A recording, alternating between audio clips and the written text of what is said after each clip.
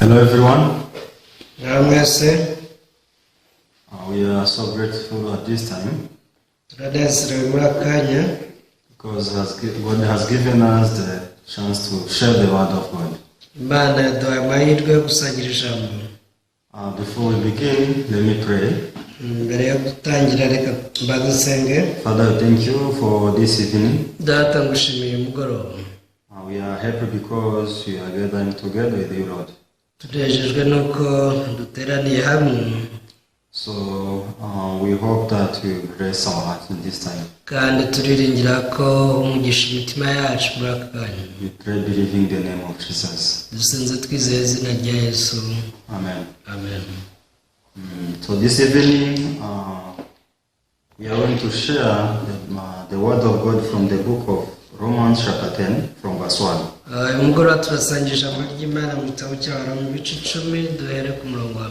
Yes, the book of Romans chapter 10 from verse 1. Brethren, my heart's desire and the prayer to God for Israel is that they may be saved.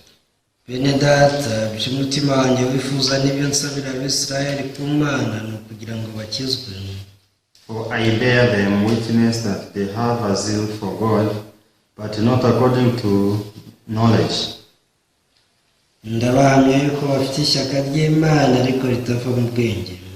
For they, being ignorant of God's righteousness, and seeking to establish their own righteousness, have not submitted to the righteousness of God.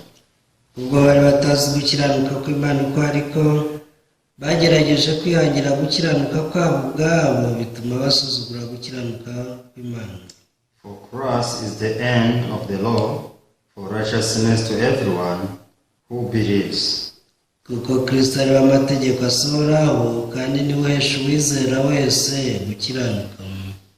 Yes, when you see the spiritual life of people today,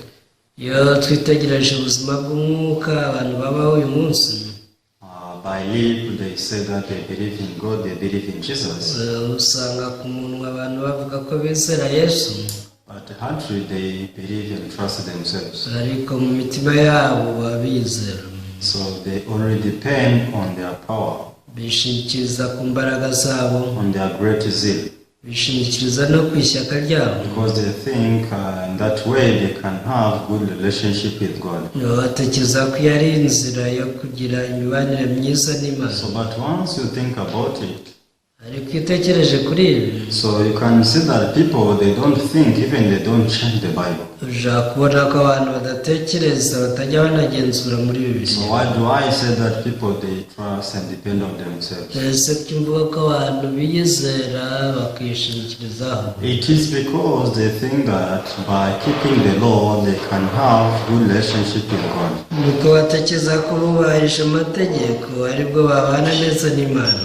God will be happy and his heart will be satisfied once we keep the law well. We can be righteous through the law. But when did God give us the law? Because we can see that even before the law come, we can see righteous people in the world. So some people, they don't think about it. They don't give value to this article. How Abraham became righteous, yet law were not there. How did Noah become righteous, yet there was no law in the world? Not only him, we can see the testimony of David, who was righteous. How did he become righteous?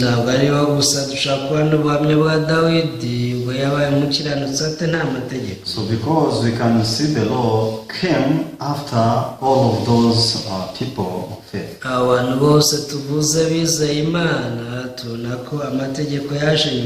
when we read the Bible, we can see that you are righteous before God. So if we are the people to think, we can start to think from there. I don't see the law in the world when Abraham was there. But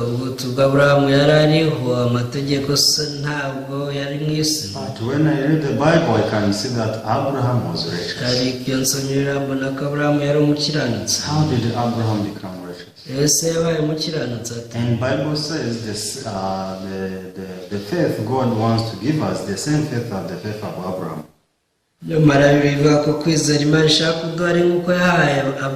So from here we can think little by little until we get the true answer. But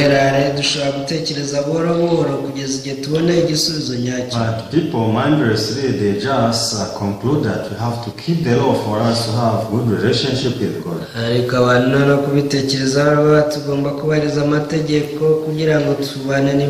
So what kind of law Abraham kept for him to be in a relationship with God?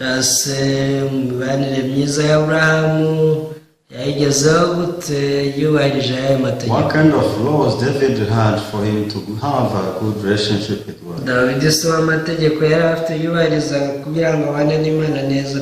that is the reason why when we read the history of the Bible, we can see that law came for a certain purpose. Because even when we read the Bible, we can see that Moses was given the law at the mountains, on the Mount Sinai. He was not justified by the law. We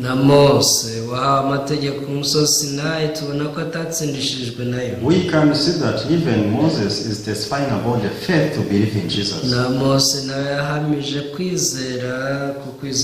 There is nowhere Moses testified about the righteousness which can be given by the law. So when we read the book of Hebrews chapter 11. Yes,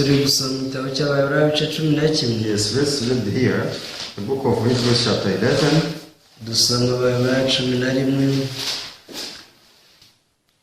Let me start from verse 23. By faith, Moses, when he was born, was hidden 3 months by his parents, because he saw he was a beautiful child, and they were not afraid to the king's command.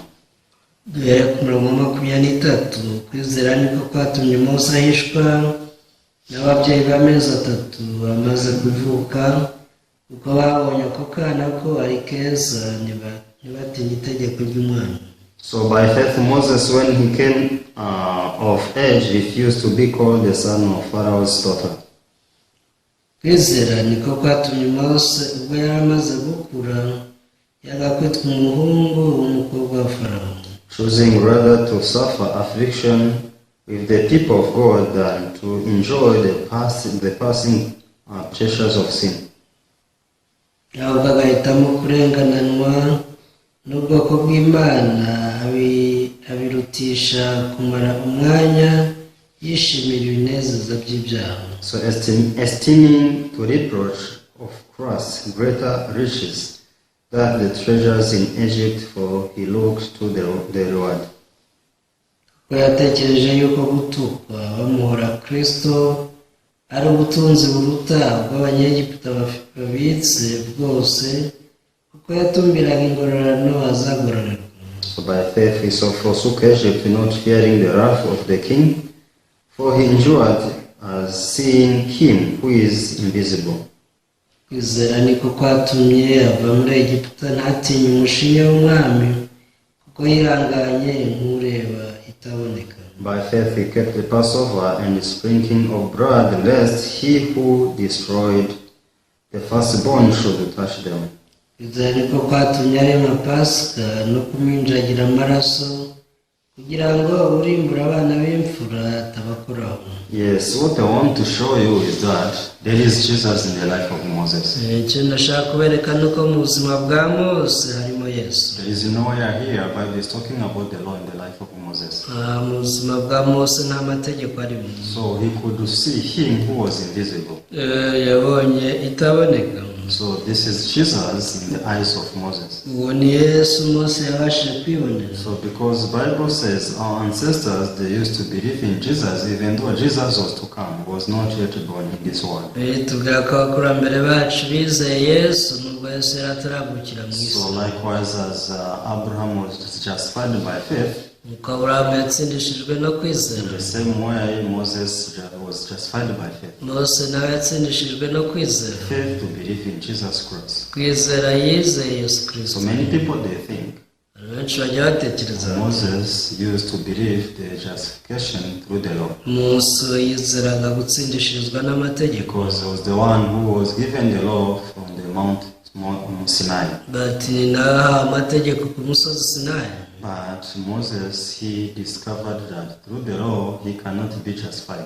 ariko mose icyo yatawe ni uko mu mategeko adashobora So gutsindishirizwa. that is the reason why here on verse 26 the Bible says, niyo mpamvu umurongo wa 26 bibiliya yatubwiye ngo esteeming the reproach of Christ greater riches than the treasures in Egypt, for he looked to the reward.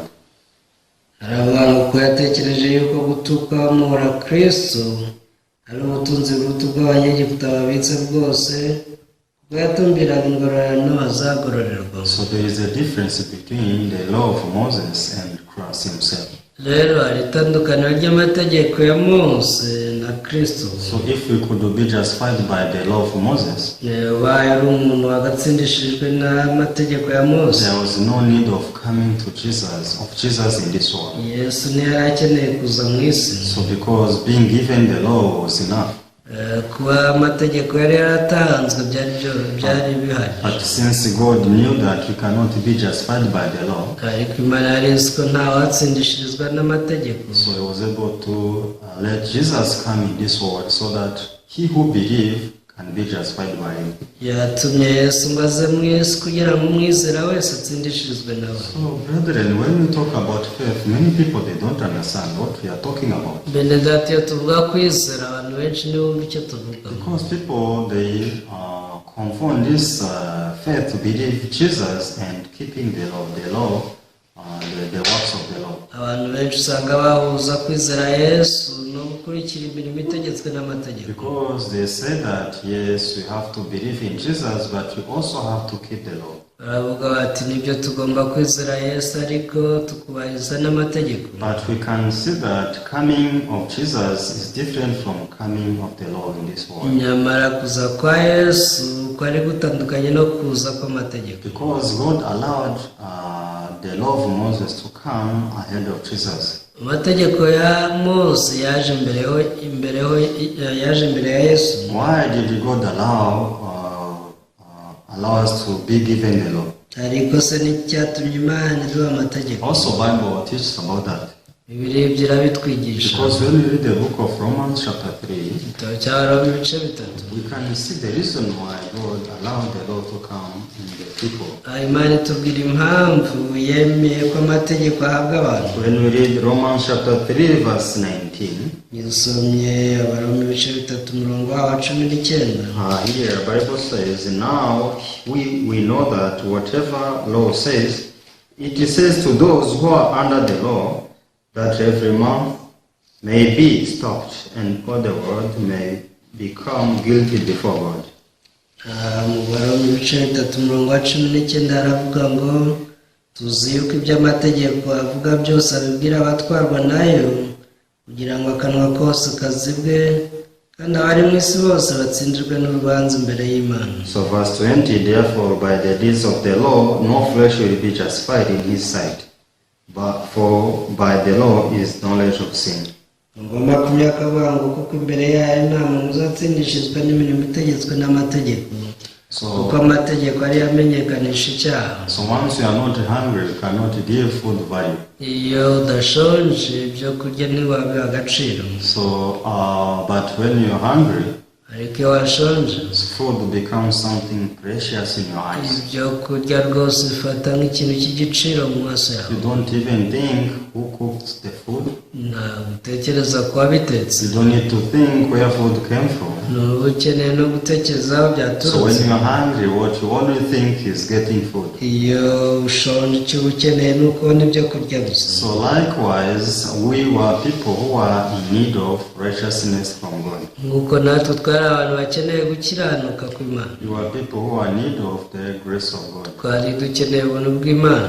But how can you receive the grace yet you are in the position to receive this grace? Ariko se ni gute wakwakira ubuntu utari mu mwanya wo kubwakira? So once you don't see your lackings, how can you accept the help? Igihe utabona ibyo ubura ni gute wakwakira ubufasha? So like when we read the book of Revelation chapter 3 verse 17. Iyo usomye ibyahishe ibice 3:17. So here Bible shows how people think and how God thinks. Bigaragaza uko abantu batekereza n'uko Imana So yitekereza. in the eyes of God, people are poor. Mu maso y'Imana ibona abantu ari abakene, But them they think they are rich. ariko batekereza ko bakungahaye. In the eyes of God, people they are naked.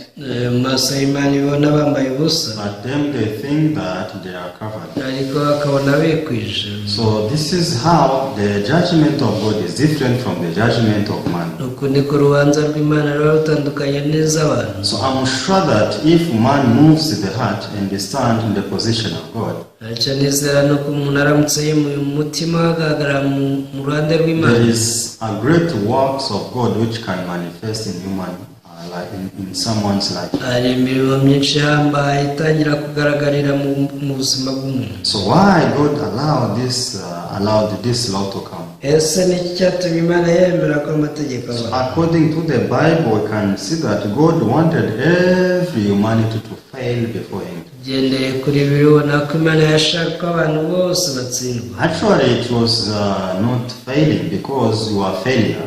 Nyamara ntabwo ari uko aribwo bari bagitsindwa, ko bari baramaze gutsindwa. God wanted people to see even with their eyes that they are failure. Ahubwo icyo Imana yashakaga ni uko nabo babitahura ubwabo ko ari abantu So God batsinzwe. knew that human being failed to keep the law, failed to be righteous in his limit. Imana yari ibizi ko umuntu yatsinzwe adashobora kuba umukiranutsi mu mbibi ze. But just telling him that you cannot be righteous, you are evil, you are dirty, this was not enough. Ariko nubwo yamubwiraga iti ntabwo uri umukiranutsi, uri umuntu wandi wihindanye, ntibyari bihagije. So even if God could tell him that you cannot go to heaven, Nubwo Imana yari kumubwira iti wowe ntiwabasha kujya mu you ijuru, are not qualified. nta gisabwa rwose wujuje. So man was not ready to receive this message. Umuntu ntiyari yiteguye kwakira ubwo butumwa bw'Imana. So but God wanted to confirm human being that he is totally evil and is not qualified to go to heaven. Imana yashatse kwemeza umuntu burya ari mubi gusa, nta kintu na kimwe gisabwa afite cyatuma ajya mu ijuru. So this is how through Moses the whole world received the law. Ibyatumye binyuze muri Mose isi yakira amategeko. So what happened when the law came? Ese ubwo amategeko yinjiraga mu isi byagenze So we can see that on the first day more than 3,000 people died because of the law. umunsi wa mbere gusa amategeko akinjira mu isi, abantu bagera mu 3,000 bose barishwe kubera amategeko. Why? Ese byatewe n'iki? Because law didn't bring the life, Ntabwo amategeko yari azanye ubuzima, yet law brought death. ahubwo yari azanye urupfu. Law was not coming to justify human being, Ntabwo amategeko yari aje gutsindishiriza abantu, but law was coming to show us that we are worthy to die. ahubwo amategeko yari aje ngo asobanurire abantu ko bakwiriye So gupfa. from that moment until today, people they started to fight with the law. Kuva icyo gihe kugeza uyu munsi abantu barwanye n'amategeko, They tried their best to defeat the law. bagerageje kurwana n'amategeko, But until today, no one can say that I have overcome the law. ariko n'uyu munsi nta n'umwe ushobora kuvuga ati njyewe narayashoboye. I have kept all law and all my life. Ngo avuga ati ubuzima bwanjye bwose dore nubahirije amategeko yose. No one is like this. Nta n'umwe umeze atyo. So all of us we fail to keep the law. Twese twaratsinzwe mu byo kubahiriza amategeko. But for us to fail to keep the law, it is not a shame at all. Ariko gutsindwa ntabwo ubundi biteye isoni habe na gato. Because this was the will of God. kubera ko ni nabwo bushake bw'Imana. This was the purpose of God to give the law. Rwose yari yo ntego y'Imana ubwo yaduhaga amategeko. But people, they don't want to accept their failure. Ariko abantu banze kwemera gutsindwa kwabo. They keep trying and trying until they die. Bagakomeza kugerageza bakongera bakagerageza mpaka bapfa. But for sure, no one can be perfect through the law. Ariko icyo kuri nuko nta muntu ushobora kuba intungane binyuze mu So mategeko. Apostle Paul was one of them. Umwe muri bo ni intumwa Pawulo. Apostle Paul, he tried his best to be righteous through the law. Yaragerageje rwose ngo abe umukiranutsi kubwo kubahiriza amategeko. At a certain position, at a certain point, he thought that he is in the right position. Kugera ku kigero runaka yatekereje ko ari mu mwanya mwiza. Because he was a Hebrew, ko yari umuheburayo, he was from Israel, yari umwisirayeli, even he was the child of God. This is how he used to think. yanatekereza ko ari umwana w'Imana. He was among the elected people by God. Yitekereje ko ari umwe mu batoranyijwe n'Imana. Even he could try to keep the law. Yagerageje kubahiriza amategeko. So this is how he was. Kuniko yari ameze. But finally he came to discover, ariko amaherezo yaje gutahura, I'm wrong.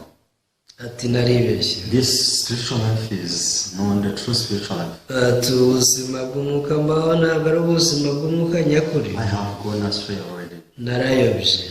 When we see him in the book of Acts chapter 9, iyo tumwitegereje mu gitabo cy'ibyakozwe mu bice 9, so we can see that his zeal was so great. tubona ko ishyaka rye ryari rihambaye cyane. He believed in God. Yizeraga Imana. Even he had a zeal for God. Agakoresha ishyaka rye ryose. Until he shed blood. Kugeza n'amennye amaraso kubera ishyaka ry'Imana. Have you ever reached there? Ese waba warageze aho? Have you ever shed blood for the zeal of God? Wigeza ugera umena amaraso kubw'ishyaka ry'Imana urwanya icyaha. So Apostle Paul was there. Ariko Pawulo aho yarageze. Because before meeting the light from Jesus, mbere yuko ahura n'umucyo wa Yesu, he was trying to believe in God with all his zeal, with all his power. yagerageje kwizera Imana n'imbaraga ze zose. But finally he discovered that this is wrong way. Ariko yaje gutahura ko yayobye. So he moved his heart from his position to the position of God. Uku niko yimuye umutima we ava mu cyanya cye ajya mu mwanya w'Imana. When he moved his heart into God's domain, ubwo yimukiraga mu cyanya cy'Imana, he was able to look back and he saw how wrong he was. yashije amaso inyuma abona uburyo yari yaribeshye. I was so evil. Ati ndi umuntu mubi cyane. How come I lived in this kind of life until this time? Ese ni gute nabashe kuba muri ubu buzima kugeza ubu? I never knew that I was wrong. Sinigeze namenya ko nibeshye. So from that moment he started to pray for his people. Kuva icyo gihe yatangiye gusengera bene wabo. Because his people were living the former life he was living. Bene wabo babagaho ubuzima nawe yabagaho mbere. They were living the life under the law. Batwarwa n'amategeko. They were expecting the righteousness from the law. Babaga biteze ko mu mategeko hari icyo bazungukiramo nko gukiranuka. So because of this, they had nothing to do with the righteousness. To believe in Jesus. byatumaga nta hantu bahurira no gukiranuka kw'Imana. So we can see that. Turuka mu kwizera Yesu. We can see that they were depending on righteousness from the law. Tubona ko bishingikirizaga ku gukiranuka kuva mu mategeko. So this is how many people live today. Rero n'uyu munsi uko niko abantu benshi babaho. It is not that they don't go to church, they don't do the work of God. Suko batajya mu rusengero ngo bakore imirimo y'Imana. It is not that they don't try to be good people. Suko batagerageje kuba abantu beza. But the problem, that is not the way God prepared for us to be justified. Ahubwo ikibazo bahura nacyo nuko inzira bakoresha atari Imana yaduteguriye. So we have to use the way God prepared for us so that we can reach Him. Dukeneye guca mu nzira Imana yadushyiriyeho kugira ngo tuyishyikire. So what kind of way? Iyo nzira ni iyi. Jesus died. Yesu yarapfuye. He was buried. Arahambwa. After 3 days he resurrected. Ku munsi wa gatatu arazuka. So that is enough. ibyo rero birahagije. If you believe that Jesus did so, uramutse wizeye ko ibyo koko byakozwe na Yesu, so he did it for you, he did it for me. burya yabikoze ku bwawe nanjye. Just before that, we are righteous. kubera ibyo ngibyo turi So abakiranutsi. many people, they don't understand this. iba abantu ntibabyumva. When they understand such gospel, they are confused. iyo bumvishe ubutumwa bubwirijwe gutyo bagira urujijo, Because they are familiar to listen the gospel which is telling them that they have to keep the law, they have to be good people, they have to be justified by the deeds of the law. kubera ko bamenyereye ubundi butumwa bubabwira ngo mugomba kubahiriza amategeko, mugomba kwitwara neza. But I want to remind you that Abraham was not justified by the law. ariko ndagira mbabwire ko yaba Aburahamu atatsindishijwe n'imirimo itegetswe n'amategeko. Moses was not justified by the law. Mose nawe ntiyatsindishirijwe n'imirimo y'amategeko. Noah was not justified by the law. Nowa rwose nta hantu yigeze ahurira n'amategeko. So our ancestors were not justified by the law. abakurambere bacu bose ntawatsindishirijwe They n'amategeko, were justified by faith to believe in Jesus. ahubwo kwizera bizeye Yesu niko kwabatsindishirije. Jesus was to come and die on the cross for their sins. babonye Yesu wagombaga kuza agapfira ibyaha byabo ku So musaraba, they could see him. baramubonye. This is Jesus. Jesus is crucified because of me. kabati uyu ni Yesu uzaza kandi dore abambwe ku bwanjye. So this is the reason why when they died with this faith. uku niko bapfuye bagapfana ku kwizera. So with this faith they died with, this faith saved their soul. hamwe no ku kwizera bapfanye kwakijije ubugingo bwabo. This is the reason why Bible calls them righteous. nyuma Bibiliya nayo bita abakiranutsi. Why righteous to believe in Jesus? ni abakiranutsi nabo babiheshejwe no kwizera So this Yesu. was the righteousness from God. uku ni ugukiranuka kwavuye ku Mana. Many people today, they are still seeking their own righteousness through the law. ariko na n'uyu munsi abantu bacyashakisha gukiranuka kwabo ko mu But mategeko. according to the Bible, these people, they are behind. kugendera kuri aba rwose baratakaye. So only faith, only grace. mujya kwizera niko konyine ni ubuntu gusa. So only by grace to believe in Jesus we can be accepted by God. ubuntu bwonyine bwo kwizera Yesu nibwo bwonyine butuma Imana itwakira. So this is the reason why Apostle Paul was praying for his people so that they can open their eyes and see the true way, the right way God prepared for everyone. iyi mpamvu intumwa Pawulo yasengeye bene wabo kugira ngo bahumuke amaso babone inzira Imana yabateguriye ariyo nzira So what he is showing here, it is not that they don't have the zeal for God. icyo ari kutwereka hasi uko badafite ishyaka ry'Imana. And the problem, it is opposite with the will of God. ishyaka ry'Imana bararifite ariko mu by'ukuri ni imbusane y'ubushake bw'Imana. So let me tell you, reka mbabwire, you may try to please your master. ushaka kugerageza kunezeza shobuja, You may try to be humble and good people, good person before your master. ushaka kugerageza kuba umuntu uciye bugufiya, But that is not enough. ariko ibyo ntibihagije. So first of all, you need to know the heart of your master. ugomba kubanza kumenya umutima wa shobuja. So after discovering the heart of your master, numenya umutima wa shobuja, it will be easy to please your master. bizakorohera no kumunezeza. Don't try just to please your master. ukagerageza kumunezeza gusa. First discover his heart. banza utahure umutima we. Knowing his heart exactly, it is easy for you to please him, it is easy for you to collaborate with him. kubera ko numenya umutima we bizakorohera kumunezeza no gukorana nawe. So likewise, we need to know and discover the true heart of God. no kumana nuko icyo dukeneye no gutahura umutima w'Imana nyawo. After we discover his heart, it will be easy for us to live our spiritual life together with God. tumaze gutahura umutima w'Imana bizatworohera cyane kuba ubuzima bw'umwuka hamwe So nayo. these people, they have a great zeal for God. aba bari bafite ishyaka rihambaye ry'Imana. But what is the will of God? What is the heart of God? ariko se umutima w'Imana wari uwuhe? The heart of God was not to be justified by the deeds of the law. ntabwo umutima w'Imana wari uko bagira ishyaka ngo batsindishirizwe n'imirimo y'amategeko. And the heart of God is to put everything of us down and accept everything from God. ntabwo Imana yashaka ko bashyira hasi ibyabo byose bakemera ibyayo. So was to accept that they failed bagomba kwemera ko ari abantu batsinzwe. That is the reason why Jesus came to justify everyone. Kandi akaba aricyo cyateye Yesu kuza mu isi ngo atsindishirize bose. So otherwise, the people they will keep going astray, thinking that they are in the right way. Bitabaye ibyo abantu bagomba gukomeza bakayabiteka. So this is the reason why when we read the book of Matthew chapter 7, we can see that the wide way is clouded.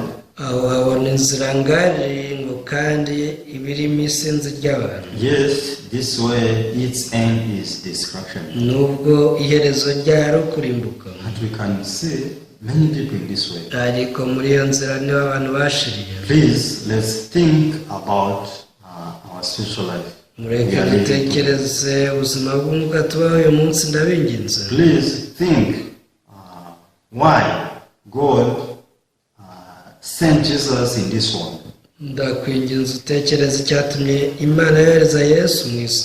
So it is because you failed to do it, and Jesus came to do it for us.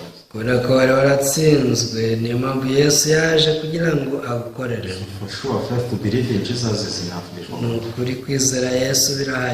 So if we accept it and live with it in our hearts, we will be joyful always. Let me read the book of Hebrews.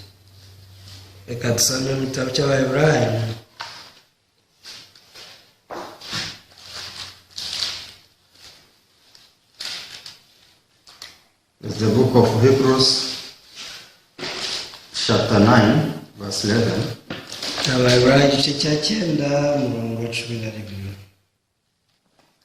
But Christ came as high priest of good things to come with the greater and more perfect tabernacle, not made with hands, that is not of this creation. Ariko Kristo amaze kuza ahinduka umutambyi mukuru w'ibyiza bizaza, anyura mu ihema rirusha rya rindi gukomera no gutungana rwose ritaremwe n'intoki. Ibyo ni ukuvuga ngo ritari ryo mu byaremwe ibintu. So verse 12 says, not with the blood of goats and calves, but with his own blood he entered the most holy place once for all, having obtained eternal redemption. Kandi ntiyinjijwe ahera cyane n'amaraso y'ihene cyangwa n'ay'ibimasa, ahubwo yayinjijwe rimwe n'amaraso yamaze kutubonera gucungurwa kw'iteka. Yes, not with the blood of goats or cows, with his own blood. He entered in the most holy place, not for him but for us, and after obtaining eternal redemption for us. It means Jesus obtained eternal redemption for you, for me. So why don't you accept this? So why do you reject this word of God? Jesus obtained eternal redemption for you. It means you are redeemed eternally. Today you are redeemed. Tomorrow you are redeemed. After tomorrow you are redeemed. 10,000 years you are redeemed. Eternally you are redeemed.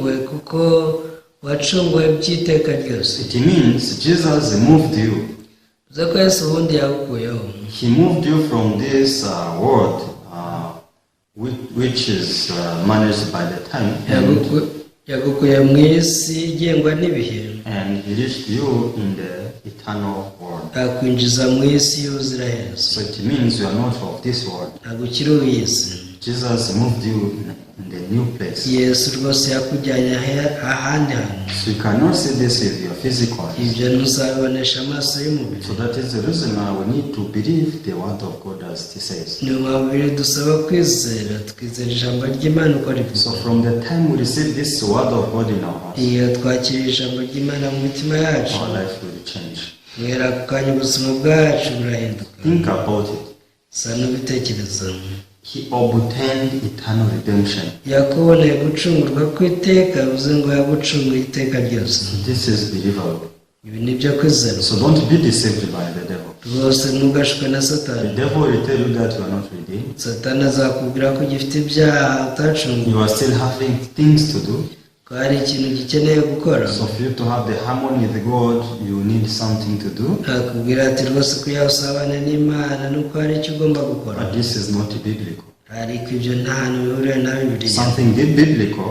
ikivugwa na Bibiliya, When Jesus entered in the most holy place, nuko Yesu ubwo yinjiraga ahera cyane, not the most holy place of this world, atari aho muri iyi si, is the most holy place in heaven. ahubwo mu ijuru ubwaho. That is when your sins were redeemed. icyo gihe ibyaha byawe byose byahise bibabarirwa. That is the place where your sins were redeemed. aho niho ibyaha byawe byose byarangiriye. So since everything there is eternal, kubera ko ibyo mu ijuru byose ari iby'iteka, that is the reason why even that redemption is eternal. niyo mpamvu no gucungurwa Yesu yahakoreye ko ari ukw'iteka. So he gave you this redemption. uku niko yagushyikirije gucungurwa kw'iteka. You are redeemed, I'm redeemed. waracunguwe nanjye So naracunguwe. this is what Apostle Paul wanted his people to know and iki accept. ni ikintu mwa Pawulo ashaka ko abantu bene wabo bamenya bakakizera. So I hope we have this clear faith through the Bible. niringiye kuko kwizera gusobanutse tomoye twakugira tuguhawe na Bibiliya. I hope we can have this true joy from the word of God. kandi tukagira ibyishimo nyakuri biva mu ijambo ry'Imana. So thank you so much. ndabashimiye cyane. I will pray. dusenge. Our Father God, we thank you. data Mana, turagushimiye. We thank you because you are always on our side.